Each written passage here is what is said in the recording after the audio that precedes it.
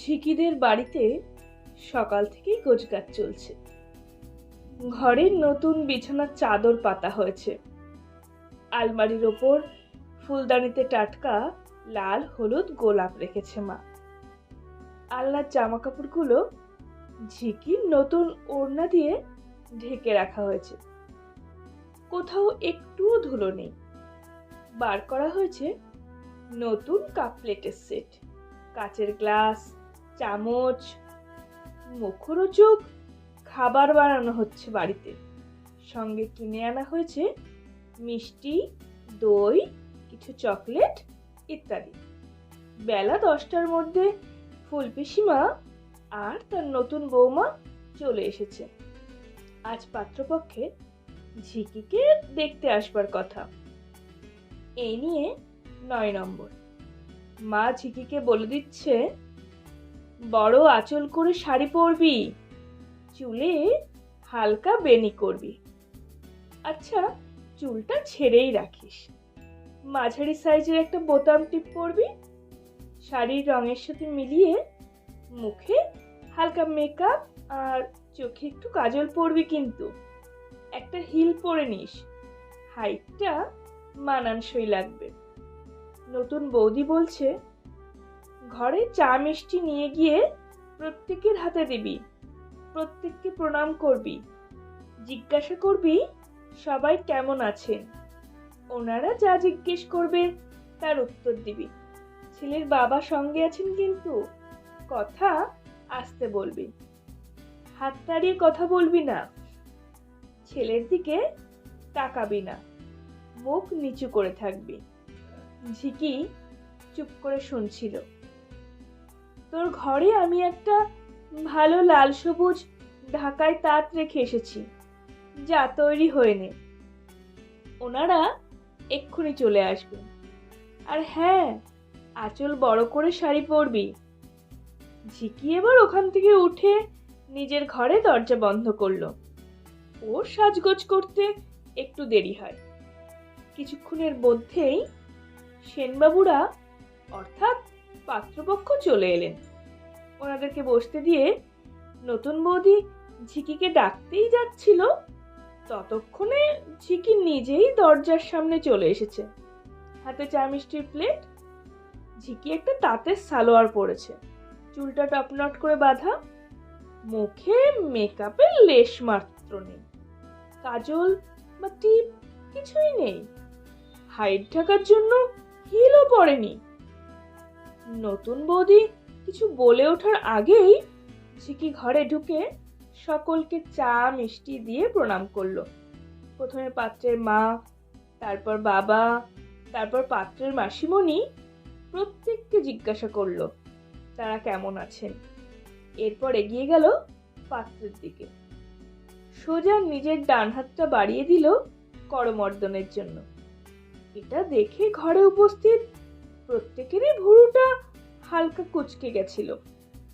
ঝিকি সামনের চেয়ারে বসলো। পাশ থেকে মা আস্তে করে বলল, চুড়িদার কেন পরেছিস? বৌদি যে শাড়ি দিল। ঝিকি স্বাভাবিকভাবেই বলল, মা, ওনারা আমায় দেখবেন, আমার পোশাক নয়। তাছাড়া এটা তো অশালীন পোশাক নয়। শুরু হলো প্রশ্নোত্তর পর্ব ছেলের বাড়ি থেকে। পাত্রের বাবা জিজ্ঞাসা করলেন, কি নাম মা তোমার?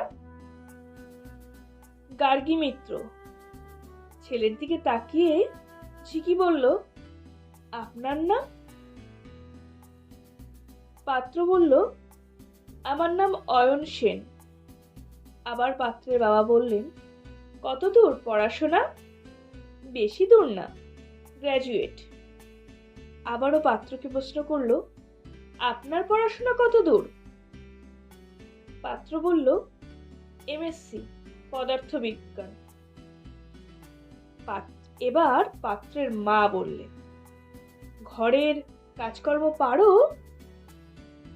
ঝিকির উত্তরের আগেই তার মা বলে দিল, হ্যাঁ, ও সব পারে, ওই তো করে সব, সংসারের কাজে আমার মেয়ে ভীষণ দক্ষ। ঝিকি বলে উঠল, ওই টুকটাক, কখনো আমাকে সেভাবে কিছু করতে হয়নি।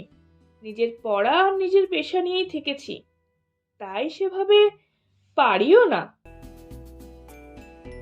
পাত্রের মা বলল, বিয়ের পর সংসারের হাল তো তোমাকেই ধরতে হবে। ঝিকি বলল, হাল ধরা মানে?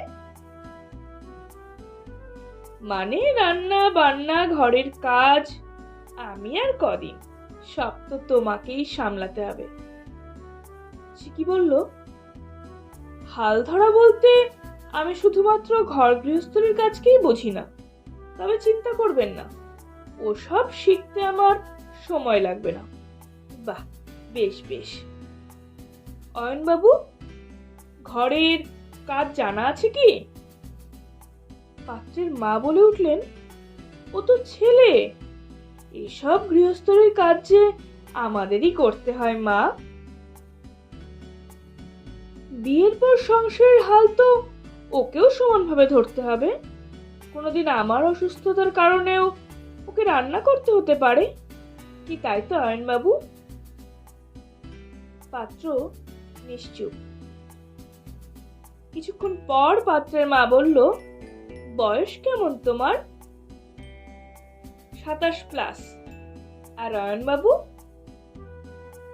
পাত্র উত্তর করল, 33+। তোমার এই প্রথমবার পাত্রপক্ষের সামনে চেয়ারে বসা? ঝিকির নতুন বৌদি বলল, হ্যাঁ, ওই মানে আমাদের মেয়ে এখনই বিয়ে করতে। বৌদিকে থামিয়ে ঝিকি বলল, না, এর আগে 8 জন দেখে গেছে। আচ্ছা আন্টি, আপনাদের দেখতে আসা আমি কি প্রথম মেয়ে?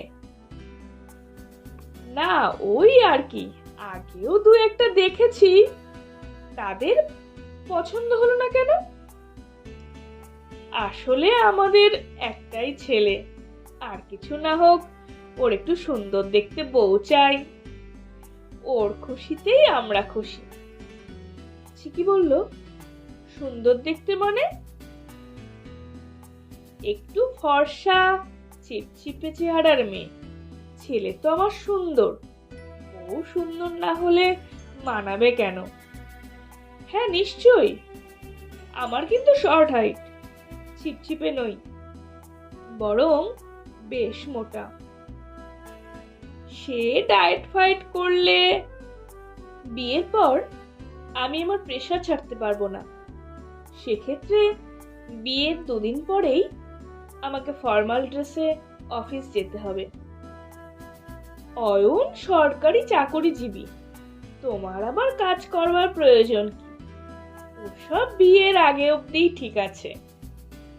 তাছাড়া এরপর বাচ্চা কাচ্চা হলে মেনটেন করা মুশকিল হয়ে যাবে। পাত্রের মা বললেন, হতে পারে অয়নবাবু চাকরিজীবী, তাই বলে আমি বেকার থাকতে পারি না। আমি বাবা মায়ের একমাত্র মেয়ে, সুতরাং আমি তাদের ছেলেও। তাছাড়া কে বলতে পারে কাল আমার ডিভোর্স হয়ে যাবে না? আমারও একটা নিজস্ব আইডেন্টিটি চাই। ঘরের সবাই নিশ্চুপ। আমি কি একটু অয়নবাবুর সাথে কথা বলতে পারি? অয়নের মা মাসি সকলেই বললেন, হ্যাঁ নিশ্চয়ই। পাশের ব্যালকনিতে ঝিকি আর অয়ন। পাত্রকে ঝিকি বললেও, আজকের যুগে আপনি অ্যারেঞ্জ ম্যারেজ করছেন কেন? পাত্র বলল, প্রশ্নটা আমিও করতে পারি। ঝিকি বলল, নিশ্চয়ই পারেন, করলে উত্তরও পাবেন। আসলে এই কম্পিটিশনের যুগে শুধু টার্গেটের পেছনেই হেঁটেছি। রাস্তা দিয়ে সুন্দরী মহিলা হেঁটে যেত, আকর্ষণীয় লাগতো, তবে তাদের নিয়ে আর বেশি দূর ভাববার সময় পাইনি। একথা পাত্র বলল। আর আমার উত্তরটা? ঝিকি বলল, দুটো প্রেমে ল্যাংখে এখন এটাই আখরি সলিউশন বাবা মায়ের ঘাট থেকে নামার। কি অয়ন বাবু, মনে মনে ভাবছেন তো আপনার বাবা মায়ের পছন্দ ভুল? পাত্র বলল, বাবা মা যদি মা বাবার পছন্দের বাইরে কিছু হবে না, তবু আমি আপনার মতামত জানতে চাই। আফটার অল বিয়েটা আপনি করবেন, মা বাবা নয়। এই বলে ঝিকি নিজের ঘরে চলে গেল। ঝিকি জানে পাল্টা প্রশ্নের দাম্ভিকতার জন্য হয়তো এই সম্বন্ধটাও বাতিল হবে, কিন্তু সে নিজের কাছে স্যাটিসফাইড। পাত্রপক্ষের সামনে সে ইন্টারভিউ দিতে বসেনি যে একতরফা প্রশ্নের অধিকার থাকবে তাদের, বরং পাল্টা প্রশ্নের অধিকার তারও আছে, কারণ সবকিছু ছেড়ে তাকেই অন্য পরিবারে যেতে হবে, তাই যাচাই করার অধিকার তারও আছে। একটা ছেলের সাথে সাথে প্রতিটা মেয়েরও আছে।